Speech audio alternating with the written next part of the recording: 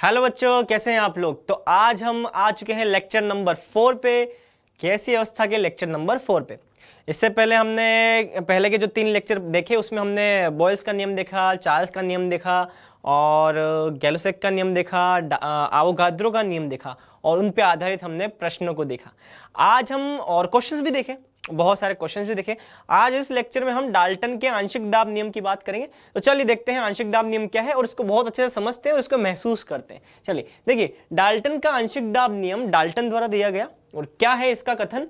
तो अक्रियाशील गैसों के मिश्रण में उपस्थित अवयवी गैस का मतलब कि एक मिश्रण है, उस मिश्रण में बहुत सारी गैसें उपस्थित हैं और यह माना गया है कि वो गैसें जो हैं वो एक दूसरे के साथ क्रिया नहीं करती, मतलब कि अक्रियाशील गैसों का मिश्रण है। तो अक्रियाशील गैसों का मिश्रण है, उस अक्रियाशील गैसों के मिश्रण में किसी अवयवी गैस का, तो 3-4 गैसें हो सकती हैं, उसमें कोई भी एक अवयवी गैस का आंशिक दाब, तो उसका आंशिक दाब, अब ये जो आंशिक दाब है बड़ा खतरनाक सा शब्द दिख रहा है लेकिन बहुत आसान है। तो आंशिक दाब को उस गैस का लगाया गया दाब से परिभाषित किया जाता है, ठीक है, यदि मिश्रण के पूर्ण रूप से आयतन को केवल उस अवयव द्वारा घेरा गया हो। अब इसका बहुत सामान्य सा मतलब है, देखिए एक बर्तन है, उस बर्तन में 3 गैस हैं, नाइट्रोजन है, ऑक्सीजन है, अमोनिया।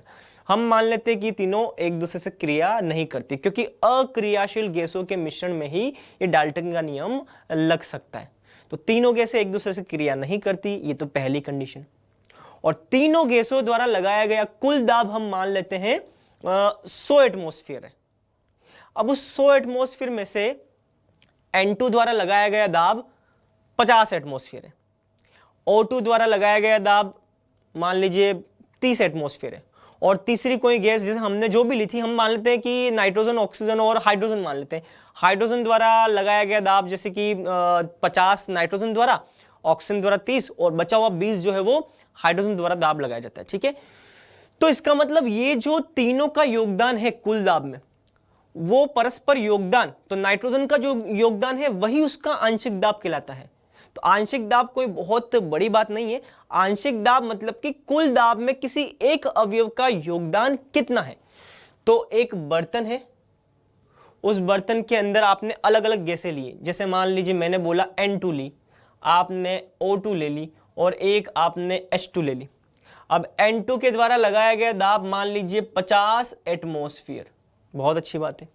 O2 के द्वारा लगाया गया दाब मान लीजिए 30 एटमॉस्फेयर और H2 के द्वारा लगाया गया दाब 20 एटमॉस्फेयर है, ठीक है।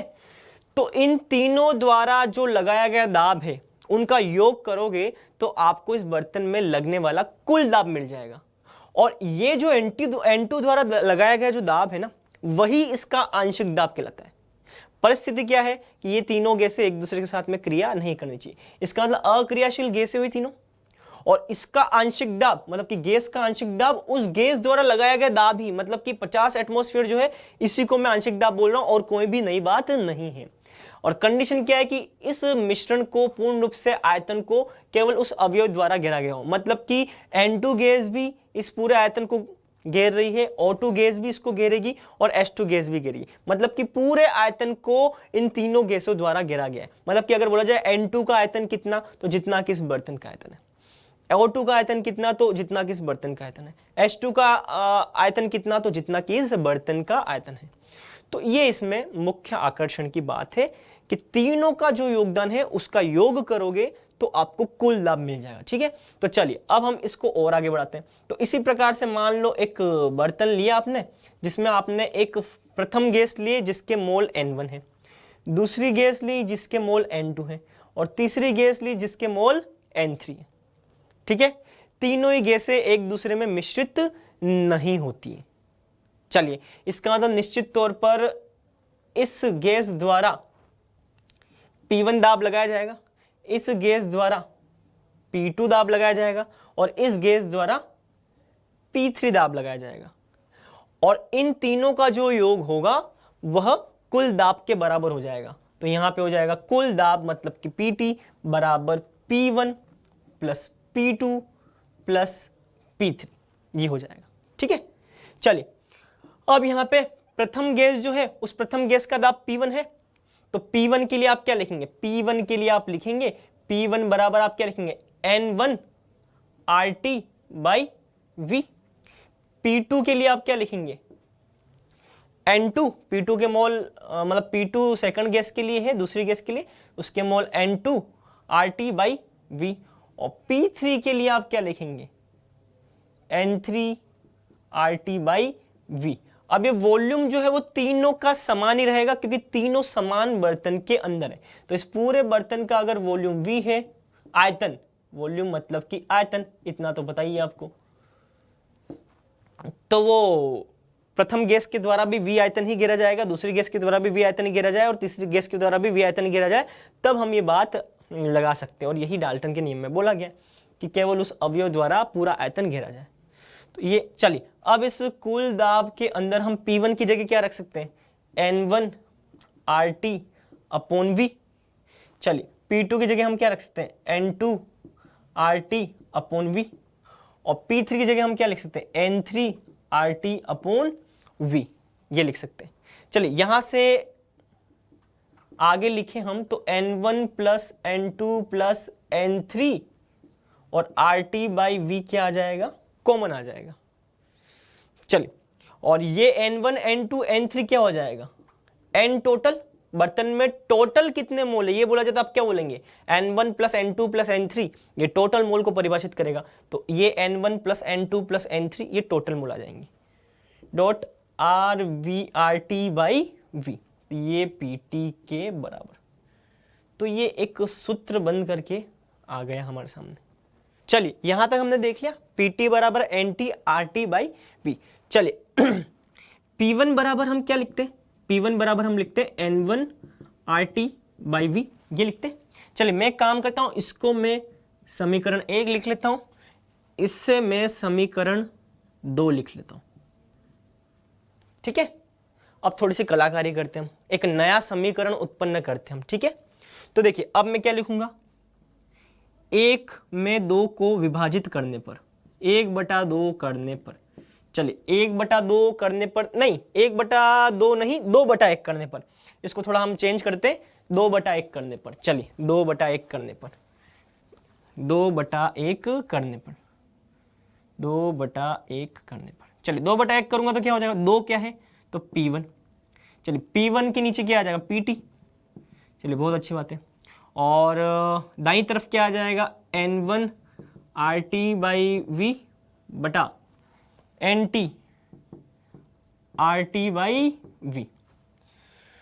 तो ये RT बाई V से तो RT बाई V कैंसिल हो गया, तो क्या बच गया, तो ये बच गया N1 बाई NT बराबर P1 बाई PT। और यहां से मैं बच्चों क्या लिख सकता हूं, यहां से मैं लिख सकता हूं P1 बराबर N1 अपॉन NT, पहली गैस के मोल बटा कुल मोल, ये मोल फ्रैक्शन होगा, मोल फ्रैक्शन, मोल प्रभाज, तो इसको मैं मोल प्रभाज लिख सकता हूं, इसको मैं लिख सकता हूं मोल प्रभाज, पहली गैस का मोल प्रभाज, तो पहली गैस का मोल प्रभाज डॉट, तो ये PT यहां गुणा हो जाएगा, तो ये PT। तो देखिए एक नया सूत्र बन करके आ गया कि किसी भी अवयवी गैस, मतलब पहली अवयवी गैस यहां पे मैंने लिख रखी है, उसका मान उसके मोल प्रभाज और कुल दाब के, मतलब कि पहली गैस का जो दाब है, पहली अवयवी गैस का दाब उसके मोल प्रभाज और कुल दाब के गुणनफल के बराबर होता है, ठीक है। इसी प्रकार से मैं और निष्कर्ष क्या लिख सकता हूं, ये लिखा, इसी प्रकार से मैं अब P2 के लिए भी लिख सकता हूं, P2 बराबर ये पहली गैस तो पहली गैस का मोल प्रभाज, ये दूसरी गैस तो दूसरी गैस का मोल प्रभाज, और अगर मान लो तीसरी गैस भी उपलब्ध है तो ये तीसरी गैस का मोल प्रभाज इनटू कुल दाब। तो ये सारे सूत्र आ गए जो कि हमारे लिए बहुत ज़्यादा इंपॉर्टेंट है। अच्छा इसमें एक बात और ध्यान रखें, यहाँ पे जो ध्यान तो अभी मैंने बोल करके बता ही दिया, ध्यान तो क्या रखें, मतलब कि x जो चिन्ह है ये मोल प्रभाज को प्रदर्शित कर रहा है, तो हम यहाँ लिख लें x1 x2 x3 प्रथम द्वितीय एवं ब्रैकेट में लिख लें हम यहाँ तृतीय गैस के मोल प्रभाज है,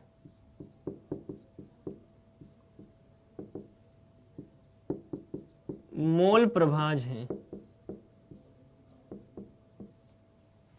ठीक है। तो ये मोल प्रभाज आ गए। चलिए बच्चों, अब हम डाल्टन के आंशिक दाब को नियम को पढ़ तो लिए, लेकिन अब हमको देखना है कि अलग अलग लेवल के क्वेश्चन, मतलब कि अलग अलग लेवल के जो एग्जाम हैं उनमें क्वेश्चंस कैसे आते हैं। ठीक है, तो चलिए सबसे पहले हम देखते हैं एनसीईआरटी पे आधारित क्वेश्चन, बोर्ड लेवल पे आधारित क्वेश्चन। ठीक है, चलिए एक बर्तन दे रखा आपको, उस बर्तन के अंदर आपको N2 गैस दे रखी, O2 गैस दे रखी और CO2 गैस दे रखी है। तीनों के मोल प्रतिशत दे रखे। ये तीनों क्या है? ये मोल प्रतिशत है। क्या है? मोल प्रतिशत। ठीक है, ये मोल प्रतिशत आपको दे रखे तीनों के। इन तीनों द्वारा उत्पन्न कुल दाब आपको दे रखा है। तो आपको बताना है कि N2 का आंशिक दाब कितना है, O2 का आंशिक दाब कितना है और CO2 का आंशिक दाब कितना है। बहुत आसान सा प्रश्न है। चलिए शुरू करते हैं इसको हल करना। चलिए, अगर मुझे N2 का आंशिक दाब ज्ञात करना है तो मैं क्या लिखूंगा? N1, मतलब कि N1 को आप N2 लिख लो। N2 के मोल, कुल मोल गुणित कुल दाब। ये सूत्र कहां से आया? अभी मैंने आपको एक सूत्र बताया था, P1 बराबर x1 डॉट Pt। ये सूत्र बताया था। इसके साथ मैंने लिखा था P2 बराबर x2 डॉट Pt, सूत्र लिखा था। इसी टाइप से मैंने P3 बराबर x3 डॉट P3, ये सूत्र लिखा था। यही सूत्र मैंने यहां लगाया कि अगर मान लो 1 2 3 गैस की जगह आपको कोई गैस N2 दे दिए तो उसका आंशिक दाब, N2 का आंशिक दाब क्या होगा? मोल प्रभाज N2 के, तो N2 के मोल प्रभाज कैसे निकालेंगे? N2 के मोल बटा कुल मोल गुणा Pt, कुल दाब, तो ये कुल दाब। चलिए अब यहां से हम देखते हैं क्या आता है। चलिए N2 का ये मोल प्रभाज, मोल प्रभाज का मतलब क्या? देखिए कुल मोल और ये N2 के मोल। ठीक है, तो अब देखिए यहां पे आपको प्रतिशत में मोल दे रखे, मतलब कि अगर विलियन में कुल 100 मोल थे तो 100 मोल में से 55 मोल N2 के, ये इसका मतलब है। विलियन में कुल 100 मोल थे तो 100 मोल में से 25 मोल जो है वो O2 के हैं, ये इसका मतलब है। और विलियन में कुल 100 मोल थे तो 20 मोल CO2 के हैं, ये मतलब है मोल प्रतिशत का तीनों के लिए। चलिए तो N2 पे आते हैं। मैंने क्या बोला? अगर विलियन के कुल 100 मोल हैं तो 100 में से 55 मोल N2 के, तो मैं यहां लिख सकता हूं कि 55 मोल N2 के, और कितने में से? कुल कितने में से? 100 में से, तो 55 बटा 100। इसका मतलब अगर आपको प्रतिशत में कभी मोल दे रखे हों तो समझ जाएं कि वो एक तरह से मोल प्रभाज ही है। चलिए डॉट कुल दाब, कुल दाब आपको कितना दे रखा है? 760, तो ये 760 आ जाएगा। तो नाइट्रोजन का आंशिक दाब कितना हो जाएगा? नाइट्रोजन का आंशिक दाब यहां से आप कैलकुलेट करें और कैलकुलेट करके मुझे बताएं कितना आता है। इसी टाइप से आप O2 की बात करें तो O2 के लिए आप कितना लिखेंगे? 25 बटा यहां पे आप लिखेंगे 100.760। तो इसका बताएं आप मुझे। ये तो आप कर ही सकते हैं, ये तो गणित है, गणित तो आप कर ही सकते हैं। और फिर CO2 का कितना आएगा? तो 20 बटा 100.760, ये करें। अब जब तीनों के आप आंसर निकाल देंगे ना, ये तो आप कर सकते हैं ना, गुणा भाग तो आप कर सकते हैं, ये मैं आपके लिए छोड़ रहा हूं, ये आप कर सकते हैं। एक बात ध्यान रखें, इसको क्रॉस चेक करें हमारा आंसर सही या नहीं। एक बार जब तीनों के आंसर आ गए तो इन तीनों का जो योग है, मैंने आपको क्या बताया कि मिक्सचर के अंदर N2 का जो भी आंशिक दाब आएगा, O2 का जो भी आंशिक दाब आएगा, CO2 का जो भी आंशिक दाब आएगा, इन सब का योग कुल दाब के बराबर होना चाहिए। मतलब कि यहां पे जो भी आंसर आता है, मान लो यहां पे X आता है, Y आता है, Z, मतलब कि A आ गया, यहां पे B आ गया, यहां C आ गया, तो इन तीनों का जो योग आएगा वो योग इसके बराबर होना चाहिए। और अगर ऐसा है तो इसका मतलब हमारा क्वेश्चन सही है। चलो अब हम देखेंगे एक थोड़ा सा और आगे का लेवल, या थोड़ा एक डिफरेंट लेवल। ठीक है, ये दोनों में आ सकता है, एनसीईआरटी बोर्ड लेवल पे भी आ सकता है और नीट का लेवल तो है ही बिल्कुल। ठीक है, चलिए देखते हैं। आपको बोला गया एक बर्तन है, उसमें 3.2 ग्राम आपको CH4 दे रखी, उसी बर्तन में 4.4 ग्राम आपको CO2 दे रखी। बर्तन का आयतन कितना है? 9 डेसीमीटर क्यूब। आप 9 डेसीमीटर क्यूब को 9 लीटर भी लिख सकते हैं, क्योंकि डेसीमीटर क्यूब और लीटर बराबर होते हैं हमेशा। 27 डिग्री सेल्सियस टेम्परेचर दे रखा है, तो आपको यहाँ पे कुल दाब ज्ञात करना है। बहुत आसान है। चलिए, अब डाल्टन के नियमानुसार आप क्या लिखते हैं? डाल्टन के नियमानुसार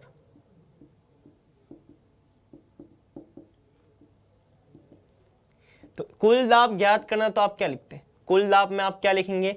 CH4 के मोल, और मतलब कि आप कुल दाब में क्या लिखेंगे? तो कुल मोल। चलो इसको हम थोड़ा और बेसिक करते हैं। यहां पे हम लिखते हैं CH4 की जगह कुल मोल। कुल दाब में क्या आ जाएगा? कुल दाब में कुल मोल गुणित R गुणित T बटा कुल आयतन, यही लिखेंगे आप। चलिए, तो कुल दाब में अब कुल मोल कैसे निकालेंगे? CH4 के मोल, तो CH4 के मोल कैसे निकालेंगे? 3.2 बटा 16, तो 3.2 बटा 16 प्लस इसके साथ साथ किसके मोल है? CO2 के, तो 4.4 बटा 44। इसका मॉलिक्यूलर वेट, अणुभार 44 होता है, तो ये 4.4 बटा 44, ये कुल मोल आ गए, गुणित R इंटू टी। R, अब देखिए R हम क्या लिखें? हमारे पास 3 R की मान है, 8.314 जूल पर केल्विन पर मोल है, 1.99 मतलब कि 2 भी लिख सकते हो आप, 2 कैलोरी पर केल्विन पर मोल है, और तीसरा है 0.0821 लीटर एटमॉस्फेयर पर केल्विन पर मोल, लीटर एटमॉस्फेयर है तीसरा। तो V का मान कितना हमारे पास? लीटर में, ठीक है, तो लीटर में है, इसका मतलब अच्छा होगा कि हम यहाँ पे R को भी लीटर में लिखें। तो लीटर R में क्या आएगा? 0.0821 लीटर एटमॉस्फेयर गुणित तापमान। तापमान कितना है? तो 300 डिग्री। चलिए 300 डिग्री नहीं, मतलब कि 27 डिग्री है, तो आप उसको 300 केल्विन लिखेंगे, 300 केल्विन। चलिए बटा ये लीटर एटमॉस्फेयर पर केल्विन पर मोल, ये पूरा मात्रक है ये इसका, है ना, ये आपने लिख लिया। चलिए वॉल्यूम कितना है? तो वॉल्यूम मतलब कि लीटर में कितना आयतन है? 9 लीटर। चलिए, और ये तो मोल आ रहे हैं ये पूरे, ये मोल, तो देखो मोल से मोल कट गया, केल्विन से केल्विन कट गया, लीटर से ये लीटर कट गया, केवल एटमॉस्फेयर बच गया, है ना। तो इस पूरे को सॉल्व करते हम, तो ये कितना आएगा? 0.2 प्लस ये 0.1 मतलब कि 0.3 आ गया, गुणित ये 0.0821। मैंने आपको क्या बताया था? जब गणनाएं करें तो हम गणनाओं को आसान करने के लिए इसको 1/12 भी लिख सकते हैं। चलिए बहुत अच्छी बात है। ये कितना आ जाएगा? ये 300, बहुत बढ़िया, और नीचे आ जाएगा यहाँ पे 9, ठीक है। ये आ जाएगा 0.3, बहुत अच्छी बात है, 0.3, और ये 9 दे रखा है, तो आप इसको हल करेंगे तो ये पूरा आपका 0.3 बन रहा है। तो 0.3 बटा मतलब कि 0.3 का दशमलव हटाएंगे 3/10 हो जाएगा। ये 1 0 से 1 0 कैंसल, 3 इंटू 3 9 हो जाएगा, और 9 तो ये 9 से ये कैंसल, मतलब क्या कितना बच गया? 10 बच गया।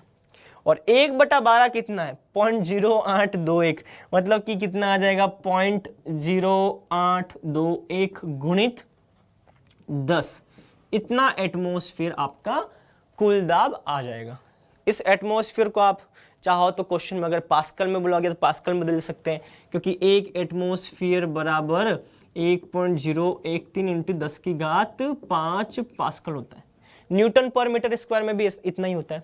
बार में परिवर्तित करने के लिए बोला जाए तो एक एटमॉस्फेयर बराबर 1.013 बार होता है, तो गुणा कर लें उसके हिसाब से। तो एटमॉस्फेयर की जगह आपको पास्कल में निकालने के लिए बोला जाए तो एटमॉस्फेयर की जगह आप पास्कल में ये वाला वैल्यू रख करके और यूनिट आप पास्कल लिख लें।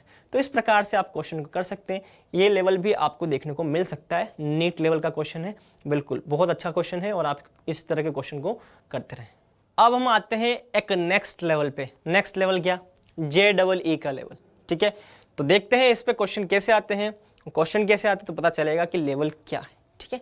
चलिए देखिए, आपको एक तंत्र दे रखा है, समझ में आ ही रहा होगा कि ये यहाँ पे वॉल्व लगा रखा है, ये वॉल्व है, और आवागमन बंद है। इस गैस का यहाँ पे जाना बंद है अभी, और इस गैस का यहाँ जाना बंद है, मतलब कि ये आवागमन नहीं हो सकता, क्योंकि यहाँ पे ये वाल्व लगा हुआ, कॉर्क लगा हुआ, कुछ भी, मतलब कि ऐसा जो कि इनके आवागमन को रोक रहा है। उस परिस्थिति में यहाँ पे ये दे रखा है कि भैया इस वाले भाग में 10 लीटर और 6 एटमॉस्फेयर पे गैस है, और इस वाले भाग में 5 लीटर और 9 एटमॉस्फेयर पे गैस दे रखी। ठीक है, ये ए गैस है, ये बी गैस है। चलिए दूसरी परिस्थिति आपको ये दे रखी जिसमें क्वेश्चन पूछा गया कि अगर मान लो ये वाल्व खोल दिया जाए, तो देखो ये वाल्व खोल दिया गया। अगर वाल्व खोल दिया गया तो सीधी सी बात है, यहां से गैस यहां जाएगी और यहां वाली गैस यहां आएगी, ऐसा होगा। तो ठीक है भाई, ये ए वाली गैस बी वाले भाग में जाएगी और बी वाली गैस ए वाले भाग में जाएगी। तो निश्चित तौर पर यहाँ पे अब आयतन जो होगा वो पूरे विलयन का, मतलब कि पूरे तंत्र का क्या हो जाएगा, एक समान। मतलब कि ए गैस के लिए भी आयतन ये पूरा बर्तन हो जाएगा और बी गैस के लिए भी आयतन ये पूरा बर्तन हो जाएगा। और जब वाल्व बंद था तो ए का आयतन 10 ही रहा और बी का आयतन 5 ही रहा, लेकिन जब वाल्व खुल जाएगा तो दोनों का आयतन मिल करके मतलब कुल आयतन 15 हो जाएगा। वो ए के लिए भी 15 होगा और बी के लिए भी 15 होगा। तो इस परिस्थिति में हमको यहाँ पे क्या गणना करनी, यहाँ पे कुल दाब की गणना करनी है वाल्व खोलने के बाद। कुल दाब ज्ञात करें वाल्व खोलने के बाद। चलिए थोड़ा सा सोचिए, दिमाग लगाइए, क्या होना चाहिए इसमें। चलिए थोड़ा सा देखिए किस तरह से अप्रोच करें हम इस क्वेश्चन को, किस तरह से अटेंड करें, कैसे शुरुआत करें इस क्वेश्चन की।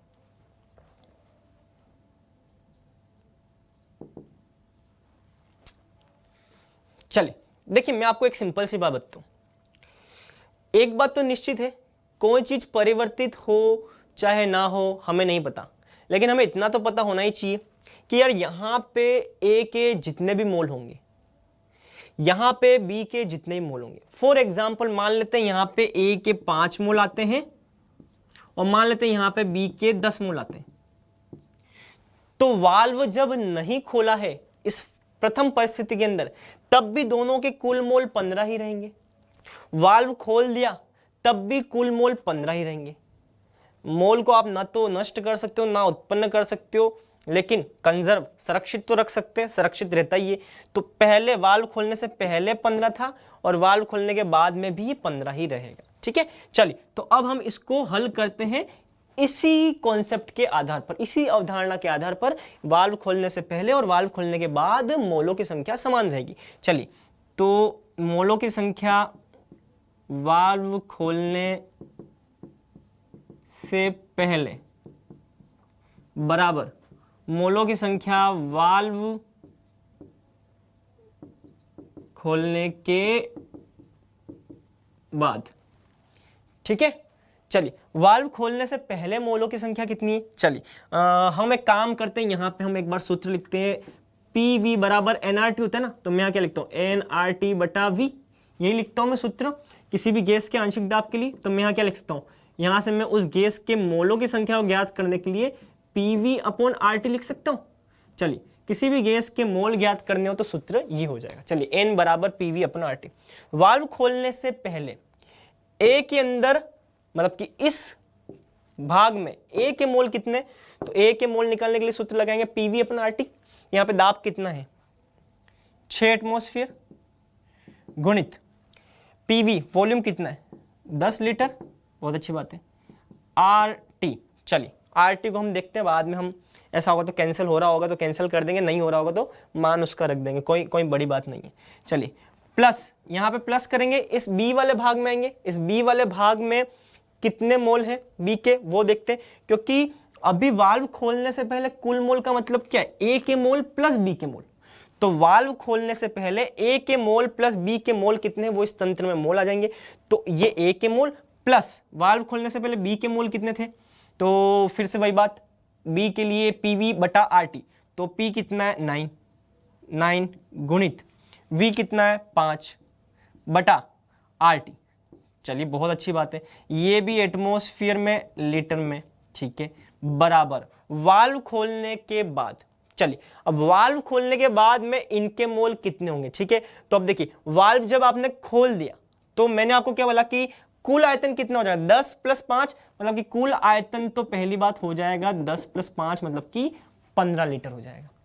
ठीक है, चलिए तो तो अब यहाँ पे वाल्व खोलने के बाद में मोल कितने, तो उसके लिए भी सूत्र वही लगेगा, N बराबर PV/RT। चलिए, तो वाल्व खोलने के बाद में, अब वाल्व खोलने के बाद में कुल दाब कितना हो गया वो तो नहीं पता। वाल्व खोलने से पहले A का दाब पता था, वाल्व खोलने के बाद में B का दाब पता है, लेकिन वाल्व खोलने से पहले A का दाब पता है, वाल्व खोलने से पहले B का दाब पता है, लेकिन वाल्व जब खोल दिया उसके बाद में हमको कुल दाब, क्योंकि दोनों का मिलकर के कुल दाब होता है, वो हमें अभी पता नहीं है। तो चलिए मैं PT लिख लेता हूं, क्योंकि जब मैं कुल मोलों की संख्या यहां इस परिस्थिति में निकालूंगा तो कुल मोलों की संख्या निकालने के लिए मुझे कुल दाब पता होना चाहिए, क्योंकि वाल्व खोल दिया। कुल आयतन पता होना चाहिए। चलिए, कुल आयतन कितना है, तो 10 + 5 मतलब कि कितना लिखा है 15, 10 + 5 15, तो 15 हो गया। तो मैं यहां लिख लूंगा 15 बटा, ये लीटर में है, चलिए बहुत अच्छी बात है। RT, तो मैं यहाँ पे RT लिख लेता हूँ, मुझे पता है RT से RT कैंसिल हो रहा है, तो टेंशन ही नहीं है। ये कितना आ जाएगा, ये 60 लीटर एटमॉस्फेयर, ये 45 लीटर एटमॉस्फेयर, है ना। और ये प्रेशर भी किस में आएगा, एटमॉस्फेयर में ही आएगा। तो यहाँ से जो गणना करने से जो बातें निकल करके आएंगी, तो 60 + 45, 60 + 45 बराबर 15 लीटर एटमॉस्फेयर, तो 15 लीटर एटमॉस्फेयर, है ना। तो ये एटमॉस्फेयर मतलब कि ये मुझे ज्ञात करना है, क्यों, क्योंकि एटमॉस्फेयर किसकी वजह से आ रहा है, पीटी की वजह से, मतलब कि पीटी का दे रखा है, ये पीटी, ठीक है। और ये 60 क्या है, 60 लीटर एटमॉस्फेयर 45, तो ये दोनों भी किस में, लीटर एटमॉस्फेयर में, लीटर एटमॉस्फेयर में, है ना। तो लीटर से लीटर तो कैंसिल हो जाएगा, तो 105 में आप 15 का भाग देंगे तो ये पी टोटल कितना आ जाएगा, क्योंकि यहाँ पे पी टोटल है, पी टोटल बराबर आ जाएगा 7 एटमॉस्फेयर। तो इस पूरे को आप हल करेंगे तो पीटी का मान आ जाएगा आपका 7 एटमॉस्फेयर। तो इस तरह से आपको क्वेश्चन को करना है। तो देखिए बहुत अच्छा लेवल था, पहले जो क्वेश्चन किए उससे एक लेवल ज़्यादा है, और हमारे कॉन्सेप्ट को बहुत अच्छे से क्लियर करना है, क्योंकि हमें एक नई बात समझ में आई कि हाँ यार, पहले हमें पता होना चाहिए था लेकिन नहीं है, तो हमें इस क्वेश्चन से एक नई बात तो समझ में आ गई कि यार मोल जो है उनको संरक्षित रखना है, पहले जितने थे और बाद में जितने वो हमेशा बराबर रहेंगे, मिक्स करने से पहले और मिक्स करने के बाद में मोल बराबर रहेंगे। अब हम आते हैं डाल्टन के आंशिक दाब के नियम के बाद एक नए टॉपिक पे, जिसमें लिखा है मैंने गैसीय मिश्रण का विश्लेषण। मतलब कि गैसीय मिश्रण जो होगा उसके कुछ गुण धर्म हैं, कुछ 1-2 प्रॉपर्टीज हैं, उनके बारे में हमको अलग से अध्ययन करना होगा, क्योंकि एग्जाम में और कंपटीशन में इस पे आधारित क्वेश्चन हमको देखने को मिलते हैं। चलिए तो देखते हैं सबसे पहला प्रॉपर्टी क्या है। तो सबसे पहला प्रॉपर्टी होता है बच्चों वाष्प घनत्व। क्या होता है, वाष्प घनत्व, ठीक है, वाष्प घनत्व। चलिए अब वाष्प घनत्व क्या, तो एक काम करते हैं, इसको हम अलग कर देते हैं, वाष्प घनत्व, ठीक है। तो वाष्प घनत्व, अब चलिए वाष्प घनत्व की पहले परिभाषा देखते हैं। किसी नियत दाब एवं ताप पर गैस का घनत्व H2 गैस के समान ताप दाब पर लगने वाले घनत्व, किसी नियत दाब एवं ताप पर गैस का घनत्व एवं, इसको एवं कर दे, एवं H2 गैस के समान ताप दाब पर लगने वाले घनत्व का अनुपात ही गैस का वाष्प घनत्व कहलाता है। देखिए बहुत सिंपल सी बात लिखी है मैंने कि किसी भी गैस का जो घनत्व होता है ना, समान दाब और ताप पर, ठीक है, तो किसी भी नियत दाब एवं ताप पर गैस का घनत्व जो होगा वो H2 गैस के घनत्व का, मतलब कि समान ताप और दाब पर H2 गैस का जो लगने वाला घनत्व है उसका अनुपात ही इस गैस का वाष्प घनत्व कहलाता है। चलिए मैं इसको थोड़ा सा और समझाना पसंद करूंगा, अभी बात मैंने पूरी तरह से अच्छे से समझाई नहीं। देखिए इस वाक्य को मैं सूत्र के रूप में लिखता हूं, तो वाष्प घनत्व बराबर क्या हो जाएगा, नियत दाब और ताप पर गैस का घनत्व, तो ठीक है, गैस का घनत्व Pt पर। चलिए इसका आप किसके साथ अनुपात ले रहे हैं? एवं H2 गैस के समान ताप दाब पर लगने वाला घनत्व, लगने वाला क्या मतलब कि उसका घनत्व होता है, लगने वाला घनत्व का अनुपात। तो H2 गैस का घनत्व दाब ताप पर, उसी दाब ताप पर, तो यही कहलाता है किसी गैस का वाष्प घनत्व। तो ये परिभाषा मैंने लिखा है, उसको मैंने सूत्र में लिख दिया। ठीक है, चलिए अच्छा होगा हम इसको एक चिन्ह के द्वारा प्रदर्शित करें। रो गैस का जो भी होगा, मतलब कि गैस का घनत्व समान दाब और ताप पर, वो रो H2 मतलब कि H2 का जो भी घनत्व होगा, ये अनुपात ही गैस का वाष्प घनत्व कहलाता है। चलिए अब इसको हम हल करते हैं। ठीक है, देखिए PV, किसी भी गैस के लिए PV बराबर आप nRT लिखते, और n बराबर आप क्या लिखना पसंद करते हैं? मोलों की संख्या मतलब कि ग्राम में भार बटा अणुभार इंटू RT। यहाँ PV हो जाएगा, दाब बराबर हो जाएगा W, V को मैं नीचे ले लेता हूँ, W बटा V 1 बटा MW को मैंने साइड में ले लिया, और RT ये आप लिख सकते हैं। W बटा V को आप क्या लिख सकते हैं? घनत्व, द्रव्यमान बटा आयतन को आप घनत्व लिख सकते हैं। तो यहाँ पे आप लिखेंगे P बराबर रो बटा MW डॉट RT, और आगे आप इससे आगे आप क्या लिख सकते हैं? P MW बटा RT बराबर रो, मतलब कि किसी भी गैस का घनत्व, किसी भी गैस का घनत्व जो होगा वो उसके दाब, आंशिक दाब, उसके अणुभार बटा RT के बराबर हो जाएगा। तो चलिए यहाँ पर किसी भी गैस का घनत्व, घनत्व बराबर में क्या लिखूंगा? उस गैस का आंशिक दाब, मतलब कि दाब मतलब कि P दाब पर है, तो दोनों के लिए दाब तो समान रखने हमको। तो मैं मान लेता हूँ दाब दोनों के लिए P है, गैस का दाब भी P और इस H2 के लिए भी दाब हमको P, समान दाब पर हमको बात करनी है। तो ठीक है, गैस का दाब P, उसका अणुभार चलिए पता नहीं, कोई भी गैस हो सकती है। ठीक है, RT, चलिए बहुत बढ़िया। डॉट नीचे की तरफ हाइड्रोजन का घनत्व। अब हाइड्रोजन के लिए भी आप ये सूत्र लगाओगे, तो हाइड्रोजन के लिए हाइड्रोजन का दाब, लेकिन हाइड्रोजन का दाब मैंने बोल दिया कि समान दाब, ये तो दाब समान होने चाहिए, मतलब कि यहाँ अगर आपने ऊपर की तरफ P लिखा है गैस के लिए, तो यहाँ भी P हो जाएगा। ठीक है, P, फिर यहाँ पे P के बाद में यहाँ MW, तो हाइड्रोजन का H2 का अणुभार, और RT ऊपर आ जाएगा तो R इंटू T, तो RT से RT कैंसिल और P से P कैंसिल, तो ये MW गैस का अणुभार, और हाइड्रोजन का अणुभार कितना होता है? 2, तो ये हाइड्रोजन का अणुभार 2, मतलब कि यही हो जाएगा किसी गैस का वाष्प घनत्व। आपने सूत्र देखा होगा, वाष्प घनत्व बराबर क्या होता है? वाष्प घनत्व बराबर अणुभार बटा 2, तो उस गैस का अणुभार बटा 2 हो जाएगा। तो यही वाष्प घनत्व होता है। आपने सूत्र कई बार देखा होगा, तो इस सूत्र को आपको ध्यान में रखना है, और क्वेश्चन के अंदर इस पे आधारित गणनाएं पूछी जा सकती है।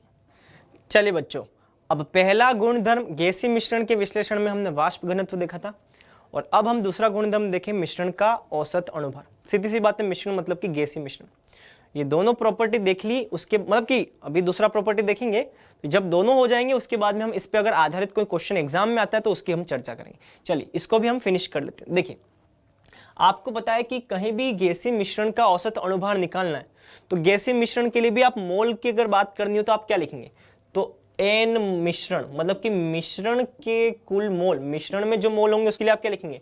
मिश्रण का कुल द्रव्यमान, क्योंकि मोल बराबर क्या होता है? मोल बराबर द्रव्यमान बटा मिश्रण का अणुभार, तो द्रव्यमान जो भी होगा बटा अणुभार। तो यहां पे मिश्रण चल रहा है, तो मिश्रण का द्रव्यमान बटा मिश्रण का अणुभार, ये आप लिख सकते हैं। और मुझे यहाँ पे गैसीय मिश्रण का औसत अणुभार निकालना है, इसका मतलब गैसीय मिश्रण का ये जो अणुभार है वही औसत अणुभार, मतलब कि इस अणुभार को निकालने के लिए मैं क्या करूंगा? यहाँ पे मैं लिख सकता हूं अब मिश्रण का अणुभार बराबर मिश्रण का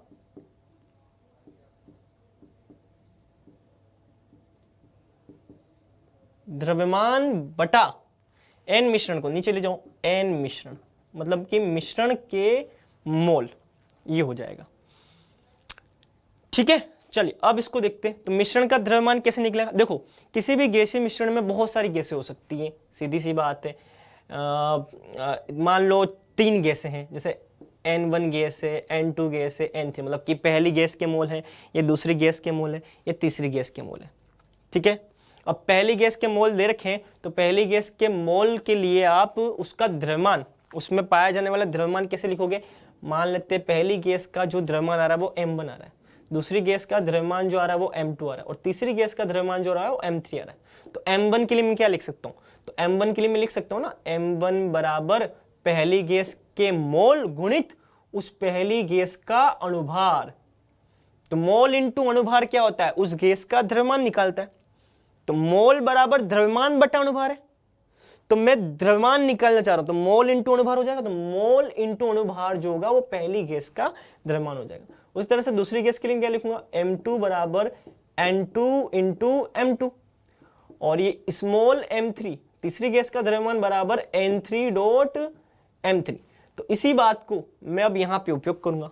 इसका मतलब गैस का इस मिश्रण में, इस गैसीय मिश्रण में कुल द्रव्यमान क्या होगा? M1 plus M2 plus M3। तो मैं लिख सकता हूं M1 plus M2 plus M3 बटा, ठीक है, N मिश्रण। तो N मिश्रण कितने होंगे? N1 plus N2 plus N3। तो N1 plus N2 plus N3। चलिए M1 की जगह मैं क्या लिख सकता हूं? N1 M1 प्लस M2 की जगह N2 कैपिटल M2, और M3 की जगह मैं लिख सकता हूं N3 कैपिटल M3 बटा N1 plus N2 plus N3।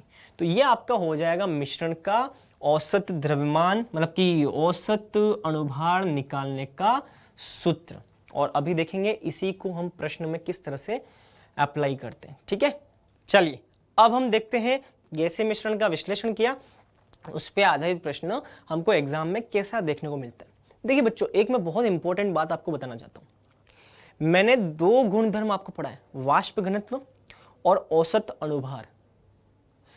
पहली बात तो ये कि कंपटीशन एग्जाम में डायरेक्ट, कंपटीशन एग्जाम किस लेवल के? मैं JEE की बात कर रहा हूं। ठीक है, JEE लेवल का जो कंपटीशन एग्जाम है उसमें डायरेक्ट इस कॉन्सेप्ट से क्वेश्चन आना पॉसिबल नहीं है, क्योंकि JEE और एडवांस के अंदर थोड़ा सा एक दो कॉन्सेप्ट को मिक्स करके क्वेश्चन बनाया जाता है। तो जब हम इस चैप्टर को थोड़ा सा और आगे पढ़ लेंगे, दो एक कॉन्सेप्ट और हमको मिल जाएंगे, तब हम सबका मिला जुला एक क्वेश्चन बना करके JEE में इसका कोई, मतलब इस कॉन्सेप्ट का यूज करके कोई क्वेश्चन आ रहा होगा तो वो हम देख सकते हैं।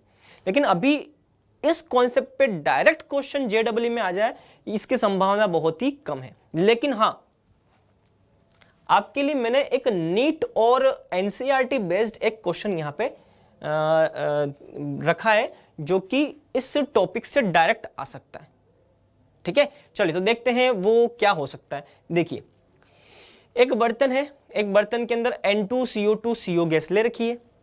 N2 का 7 ग्राम है, CO2 का 22 ग्राम है, और CO का 5.6 लीटर है STP पर। ठीक है, तो आपको मिश्रण का औसत मोलर भार निकालना। औसत मोलर भार बोलो, औसत अणुभार बोलो, मिश्रण का अणुभार बोलो, सारी बातें एक ही है। ठीक है, चलिए तो आपको सूत्र वही लगाना जो कि अभी मैंने बताया। सूत्र मैंने क्या बताया आपको? सूत्र मैंने आपको बताया कि M मतलब कि अणुभार, किसके लिए? मिश्रण के लिए। तो मिश्रण का औसत अणुभार जो होगा वो मिश्रण के कुल द्रव्यमान, मतलब कि कुल द्रव्यमान के लिए मैंने क्या लिखा था? N1 M1, पहले वाले जो गैस है उसका अणुभार इंटू पहले वाली गैस के मोल, plus N1 N2 M2 plus N3 M3 बटा N1 plus N2 plus N3। चलिए अब इसको हम देखते हैं। ठीक है, अब देखिए पहली गैस, यहां पे पहली गैस क्या है? N2। चलिए मान लेते हैं ये N2 के लिए है, मैं लिख लेता हूं। मान के लेते हैं, मतलब जो गैसें हैं उनके बारे में चर्चा कर रहे हैं, ये CO2 के लिए हो जाएगा और ये हो जाएगा आपका CO के लिए। ठीक है, चलिए तो पहली गैस मतलब कि N2 के लिए द्रव्यमान, N2 के लिए द्रव्यमान हमको यहाँ पे निकालने की जरूरत नहीं, क्योंकि हमको डायरेक्ट यहाँ द्रव्यमान दे रखा है 7 ग्राम। तो मैं यहाँ पे लिख लेता हूँ 7 ग्राम। चलिए प्लस CO2 के लिए सीधा द्रव्यमान हमको दे रखा है 22 ग्राम। चलिए मैं 22 ग्राम लिखता हूं, प्लस एसटीपी पर इसके लिए आपको 5.6 लीटर द्रव्यमान नहीं दे रखा है, ठीक है, मतलब कि 5.6 लीटर में कितना द्रव्यमान है सीओ का वो आपको निकालना है। तो देखिए आपको अच्छे से पता है कि 22.4 लीटर जो सीओ होगा उसमें 1 मोल होंगे इसके, और 1 मोल मतलब कि कार्बन कितना है, कार्बन 1 मोल में यहाँ कार्बन का कितना, कार्बन का ग्राम कितना होता है 12, प्लस ऑक्सीजन का कितना होता है 16, मतलब कि 22.4 में इसका 1 मोल होगा और इसके 1 मोल का द्रव्यमान ये कितना आ रहा है 28 ग्राम, ठीक है। तो इसके 1 मोल में इसके 28 ग्राम है एसटीपी पर, है ना। तो 5.6 लीटर, तो 22.4 लीटर में 28 ग्राम है, तो 5.6 लीटर में कितना होगा इसका, तो हम निकाल सकते हैं 28 बटा 22.4 गुणित 5.6, तो ये आपका आ जाएगा 7 ग्राम। कितना आ जाएगा 7 ग्राम आ जाएगा, ठीक है। तो यहां हम लिख सकते हैं 7 ग्राम लिख सकते हैं बटा, ठीक है। चलिए अब इनके मोलों की संख्या, चलिए तो नाइट्रोजन का कितना है 7 ग्राम दे रखा है, 7 बटा इसके 28 अणुभार को भाग दे दो तो ये 0.25 मोल आ गया, ठीक है। चलिए अब बात करते हैं यहाँ की, तो यहाँ 22 ग्राम दे रखा है, तो इसके लिए मैं क्या लिखूंगा 22 बटा 44, तो ये 0.5 मोल दे रखा है। चलिए CO2 के 0.5 मोल आ गए। और इसकी बात करें तो ये 5.6, तो 5.6 बटा 22.4, क्योंकि एसटीपी पर 22.4 लीटर होता है 1 मोल का, तो 5.6 बटा 22.4, तो इससे 0.25 मोल आ गए। तो CO के 0.25 मोल, CO2 के 0.5 मोल और N2 के 0.25 मोल, तो इन तीनों का योग कितना हो जाएगा, तो एक आएगा इन तीनों का योग, तो N1 मतलब कि ये N2 के लिए है, N2 मतलब कि ये CO2 के लिए है, और N3 मतलब कि ये CO के लिए। चलिए तो N2 के मोल कितने आ रहे हैं 0.25, प्लस CO2 के मोल कितने आ रहे हैं 0.5, प्लस CO के मोल कितने आ रहे हैं 0.25। चलिए इस पूरे को हल करके देखेंगे तो कितना आएगा, देखिए तो ये आ जाएगा 14 और 22 और 14, ये कितना आ गया, तो ये आ जाएगा आपका 36, ठीक है। 22 में 14 जब ऐड करो 36, और नीचे पूरा आ जाएगा 1। इसका मतलब ये कितना हो गया 36 ग्राम पर मोल, ये अणुभार हो गया, क्योंकि अणुभार तो 1 मोल का ही होता है, तो 36 ग्राम अणुभार है और 1 मोल का ही होता है, वो तो परिभाषित है, 1 मोल का जो भार होगा वही अणुभार है, तो 36 ग्राम पर मोल इसका अणुभार हो जाएगा मिश्रण का। तो ये पूरी गणना है, ये एक सवाल है जो आपके बोर्ड लेवल में या फिर बोर्ड नहीं तो नीट में तो आने की पूरी संभावना है ऐसे क्वेश्चन की, ठीक है। चलिए बच्चों, तो अब हम आगे इस लेक्चर में गैसों का आपस में मिश्रण करते हो ना, मिक्स करते हो आप, तो गैसों को आपस में मिक्स करने पर किस प्रकार के क्वेश्चन, किस प्रकार के प्रश्न एग्जाम में हमें पूछे जा सकते हैं, और इस टॉपिक का मुख्य रूप से JEE के अंदर बहुत ज्यादा इंपॉर्टेंस है, बहुत ज्यादा महत्व है इस भाग का, है ना। तो गैसों को आपस में मिक्स किया जाए तब उन परिस्थितियों में अगर आपको डिफरेंट प्रकार के क्वेश्चन पूछे जाए तो हमको किस प्रकार से इसको हल करना है, ये कॉन्सेप्ट हमको सीखना है यहाँ पे, ठीक है।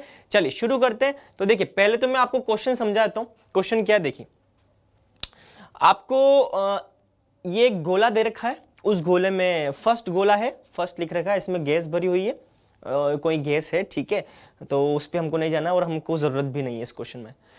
ये दूसरा गोला है, दोनों एक दूसरे से अभी कनेक्टेड नहीं, मतलब कि दोनों के बीच में कनेक्टेड नहीं होने का मतलब कि ये गैस यहां नहीं जा सकती है और ये वाली इस गोले सेकंड गोले की गैस फर्स्ट गोले में नहीं आ सकती, क्योंकि दोनों के बीच में स्टॉप कॉक लगा हुआ है, स्टॉप कॉक जो कि इन दोनों को आपस में मिक्स करने से रोकता है, स्टॉप कॉक लगा हुआ है जो कि इन दोनों गैसों को एक दूसरे में मिक्स होने से रोकेगा। तो मिक्स होने मतलब जब मिक्स नहीं हो रहे तो उस कंडीशन में इस गोले का आयतन V, ताप T1 और स्मॉल p दाब पर एक गैस यहां पे है, और उसी टाइप से जो गैस यहां पे दे रखी है उसके लिए जो परिस्थितियां हैं उसके लिए मतलब कि गैस समान ही मानी जाएगी, क्योंकि अभी आपको किसी प्रकार का कोई हिंट नहीं दे रखा है।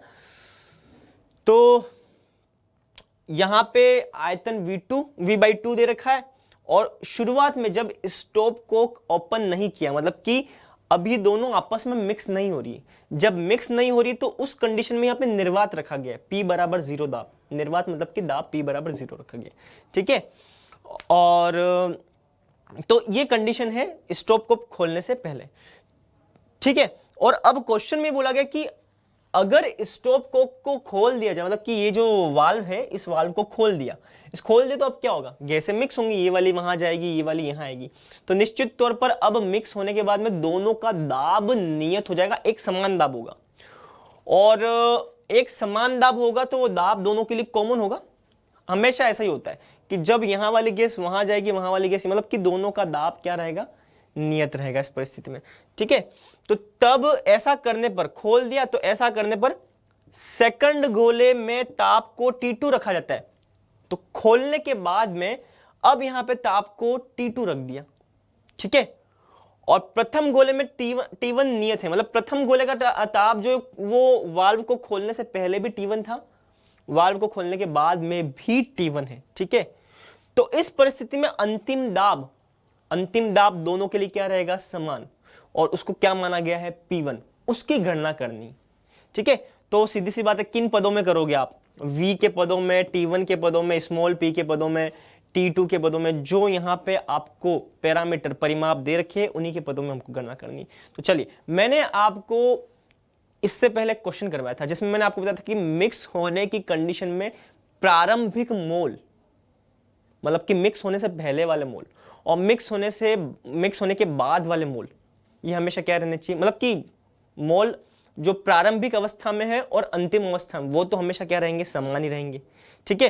क्योंकि मोल ना तो नष्ट हो सकते ना ही उत्पन्न हो सकते, कंजर्व रहेंगे मोल। तो यहां पे जितने मोल दे रखे हैं और यहां पे जितने मोल दे रखे हैं, वो वाल्व को ओपन करने से पहले भी उतने ही जितने हैं उतने ही वाल्व को ओपन करने के बाद में रहेंगे। चलिए, तो वही फंडा हमको यहां लगाना है। तो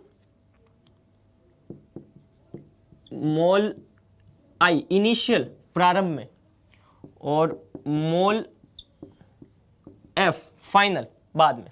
तो ये फाइनल मतलब कि वाल्व को ओपन करने के बाद, और इनिशियल मतलब कि वाल्व को ओपन करने से पहले, ठीक है। चलिए इस क्वेश्चन को करते हैं। चलिए, तो वाल्व को ओपन करने से पहले इनिशियल क्या हुआ था, इस गोले के अंदर देखो, इस गोले के अंदर आपको मोल निकालना है। देखो मोल का सूत्र क्या होता है हमें पता है, N बराबर PV/RT, ये सूत्र होता है, ठीक है। तो अब देखिए, इस गोले में मोल ज्ञात करने, तो इस गोले का दाब हमको लिखना पड़ेगा। दाब कितना यहाँ पे, स्मॉल p, तो मैं यहाँ क्या लिखूंगा, स्मॉल p।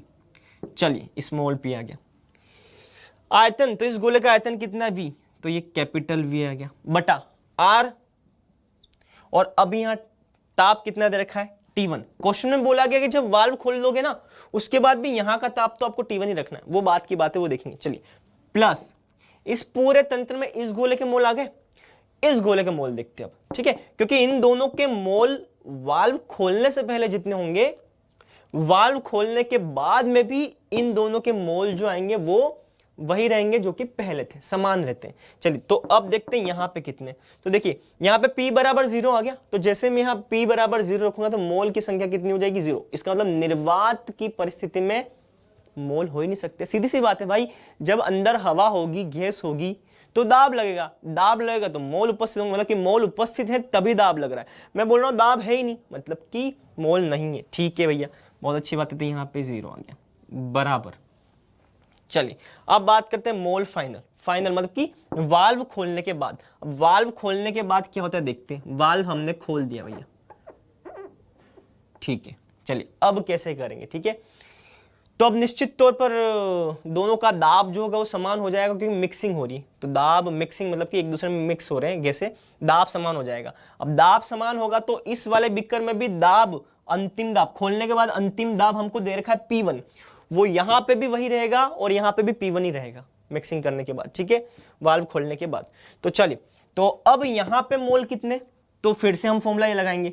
तो दाब अंतिम कितना हो गया, इसमें भी P1 हो गया और दाब इसमें भी P1 हो गया वाल्व खुलने के बाद। तो मैं यहां पे इस गोले के लिए P1 डॉट इस गोले का आयतन V, ठीक है, बटा R, और अभी भी ताप जो है लिखा है ना स्टोव को खोल दिया जाए उसके बाद भी प्रथम में तो T1 ही रहेगा, तो प्रथम वाले में T1 रख दिया। प्लस यहां आते, यहां पे अब खोलने के बाद में आपको बोला कि दाब P1, भाई दाब तो दोनों का क्या रहेगा, खोलने के बाद समान रहेगा, वाल्व को खोलने के बाद समान, तो यहां पे भी दाब P1 हो जाएगा। ठीक है, आयतन, आयतन कितना V/2, तो V/2, तो V/2 डॉट, यहां पे क्या आ जाएगा R, मोल निकाल रहे हो तो PV/RT, तो R आ जाएगा। और टेम्परेचर, टेम्परेचर खोलने के बाद यहाँ टेम्परेचर कितना मान लिया गया, यहाँ मान लिया गया है T2, दूसरे गोले में T2, तो यहाँ पे मैं लिख सकता हूँ T2 लिख सकता हूँ। चलिए, तो ये इक्वेशन बन गई। अब इसके आगे हम हल करते हैं। ठीक है, इसके आगे कैसे आ जाएगा, देखो ये बन जाएगा, ये पूरा क्या बन जाएगा, स्मॉल PV/R T1, ठीक है, बराबर, यहाँ पे हम कॉमन ले लेते हैं, P1 बाहर कॉमन आ जाएगा, V कॉमन आ जाएगा, ठीक है, और R भी कॉमन आ जाएगा, और अंदर क्या रह जाएगा 1/T1 प्लस 1/2T2, ठीक है, ये रह जाएगा। इस पूरे को हल करेंगे हम, तो अब क्या, तो देखो R से R कैंसिल, V से V कैंसिल, तो यहाँ पे क्या रह जाएगा, यहाँ पे स्मॉल P/T1 बराबर, यहाँ आ जाएगा आपका P1, ये आ जाएगा 2, इसको सॉल्व करेंगे तो 2T1 T2, और ऊपर आ जाएगा 2T2 प्लस T1, ये हम लिख सकते हैं। चलिए, अब यहाँ से बस P1 की वैल्यू निकाल सकते हैं, T1 से T1 कैंसिल, तो यहाँ से हम लिख सकते हैं P1 बराबर, मैं यहाँ से क्या लिख सकता हूँ 2P, इसको मैं ऊपर ले जाऊंगा वहां पे 2P T2 बटा 2T2 प्लस T1, ठीक है, तो ये आ जाएगी आपकी अंतिम दाब की वैल्यू, ये हो जाएगा आंसर। तो इस टाइप से आपको ये क्वेश्चन हल करना है। ठीक है, तो ये गणना है, इस गणना को देखिए कैसे क्वेश्चन किया गया है ना। तो ध्यान रखना ये थोड़ा नीचे की तरफ लिखा हो सकता है आपको दिखने में प्रॉब्लम तो वैसे नहीं होनी चाहिए क्योंकि मैंने इसको ऊपर ले लिया थोड़ा। ठीक है, तो यहाँ पे 2 स्मॉल p T2 लिखा है और नीचे 2T2 प्लस T1 लिखा है। ठीक है, तो इस टाइप से आपको ये क्वेश्चन करना है। चलिए, अब हम आते हैं नेक्स्ट टॉपिक पे। ठीक है, नेक्स्ट टॉपिक क्या है, विसरण और निसरण का ग्राम नियम। ठीक है, विसरण क्या है वो देखेंगे, निसरण क्या है वो भी देखेंगे। ठीक है, पहले हम बात करेंगे विसरण की, निसरण को अभी हम बात नहीं करेंगे। निसरण क्या है, उसका मतलब क्या, वो भी मैं आपको बता दूंगा। तो मुख्य रूप से निसरण एक प्रकार का विसरण ही है, लेकिन कब होता है उसको हम बाद में देखेंगे, पहले हम विसरण की बात करेंगे। ठीक है, तो देखिए विसरण का मतलब क्या होता है, सीधी सी बात बताता हूं मैं आपको। 9वीं 10वीं कक्षाओं में आपने पढ़ा होगा कि अगरबत्ती को जब आप जलाते हैं तो थोड़े समय बाद उसका जो धुआं होता है, जलने के बाद जो धुआं उठता है वो धुआं पूरे कमरे में फैल जाता है, और फैल जाता है तो आपको उसकी गंध चारों तरफ से आपको महसूस होती है। ठीक है, तो वो विसरण है, मतलब कि कम सांद्रता से उसका मतलब कि एक अधिक सांद्रता से वो फैल करके कम सांद्रता में बदल जाती है। ठीक है, जहां पे उसकी सांद्रता अधिक थी, अगरबत्ती की तरफ अवयवी कण जो थे अगरबत्ती के वो ज्यादा थे और धुएं में बदल करके वो फैल गए, तो अब वो कम सांद्रता की तरफ चले गए। पहले सांद्रता जहां पे अधिक थी वहां अगरबत्ती थी, कम सांद्रता की तरफ चले गए। तो ऐसा क्यों हो रहा है, क्योंकि एक तरफ सांद्रता कम थी और उसकी दूसरी एक तरफ सांद्रता ज्यादा थी जहां पे आपने अगरबत्ती को जलाया है, और दूसरे वातावरण में अभी सांद्रता कम है। तो अधिक सांद्रता से जहां पे आपने अगरबत्ती को जलाया है, कम सांद्रता की तरफ अवयवी कणों का विस्थापन हो रहा, अवयवी कण जा रहे हैं ना, दूर मतलब कि फैल रहे हैं वहां पे। तो अधिक सांद्रता से कम सांद्रता की ओर फैलना ही विसरण कहलाता है। ये तो आप पढ़ चुके 9वीं 10वीं कक्षा में। फिर से बता रहा हूं, विसरण का मतलब अधिक सांद्रता से कम सांद्रता की तरफ अवयवी कणों का फैलना। अब ये जो तथ्य है, मतलब ये जो बात है विसरण की, ये किन किन बातों पर निर्भर करती है, उसे ग्राहम ने अपने नियम में प्रतिपादित किया। उसने क्या बोला कि नियत ताप एवं दाब की परिस्थितियों में, मतलब कि आप किसी गैस के लिए ताप और दाब नियत कर दें तो उसके द्वारा विसरण की जो भी दर होगी, जिस स्पीड से, जिस दर से विसरण होगा, वो विसरण उस गैस के घनत्व के वर्गमूल के व्युत्क्रमानुपाती होता है। मतलब कि हम मान लेते हैं यदि गैस का विसरण की दर R से प्रदर्शित की जाए तो R जो है वो व्युत्क्रमानुपाती होगा। व्युत्क्रमानुपाती किसके? गैस के घनत्व के वर्गमूल के। हम मान लेते हैं गैस का घनत्व D से प्रदर्शित किया जाता है तो इसका वर्गमूल क्या हो जाएगा? रूट। तो इसके व्युत्क्रमानुपाती हो जाएगी गैस के विसरण की दर। तो ये कथन है ग्राम के विसरण नियम का। अब जैसा कि हम जानते हैं किसी भी गैस की जो डेंसिटी होती है, डेंसिटी बराबर क्या लिखते हैं आप? PM बटा RT। ये कहां से आया? तो ये यहां से आया। PV बराबर nRT। n की जगह आप W upon capital M RT लिखेंगे। PV, P बराबर आप V को नीचे ले जाएंगे ना, W by V capital M RT। W by V को आप क्या लिख सकते हैं? डेंसिटी। तो P बराबर डेंसिटी अपॉन M RT, और डेंसिटी की जगह आप लिख सकते हैं PM अपॉन RT। तो ये जो फॉर्मूला है वो इस तरह से व्युत्पन्न होता है और उसी को मैंने यहाँ लिखा है। तो डेंसिटी जो है वो गैस के अणुभार के भी समानुपाती। तो मैं यहाँ पे डेंसिटी को लिख सकता हूँ, इस फॉर्मूले को मैं लिख सकता हूँ 1 अपॉन रूट M, क्योंकि दाब और ताप क्या है? नियत। दाब और ताप नियत है, इसका मतलब डेंसिटी को सीधा सीधा आप समानुपाती बता सकते हैं किसके? गैस के अणुभार के, और ये तो एक नियत ही होता है। तो डेंसिटी की जगह मैंने अणुभार रख दिया। मतलब कि ये वाला सूत्र भी, ये वाला भी जो आपका व्यक्त करने का तरीका होगा वो बिल्कुल सही होगा, नियत ताप एवं दाब पर।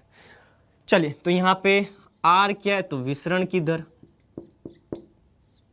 विसरण की दर, ठीक है। D क्या है? तो गैस का घनत्व, और कैपिटल M क्या है? तो कैपिटल M गैस का अणुभार।